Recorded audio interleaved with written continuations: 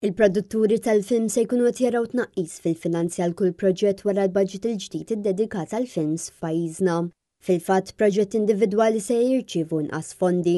L-allokazzjoni ta' fondi għal kull proġett naqset f'erba' kategoriji: kitba tal-iskripts, xogħol ta' qabel produzzjoni u produzzjoni ta' films karatteristiċi u dawk qosra.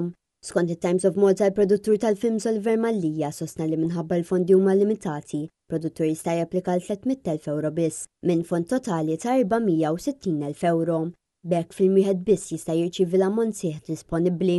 Kompla jgħid li minħabba li l-fondi limitati disponibbli m'hemm l-ebda appoġġ għad-distribuzzjoni u ċirkulazzjoni tal-films u li din hija daqqa ta' ħarta reali għal produzzjonijiet li bħalissa qegħdin fl-istadju ta' post-production u li se joħorġu fix-xhur li ġejjin. Iċ-Chairperson tal-Kunsill Malti għall-Arti, Albert Marshall, kien diġà sejjaħ sabiex il-fond tal-films jitripla l 3 miljun € biex il-films Maltin verament jirnexxu flimkien mal-industrija tal-films barranija.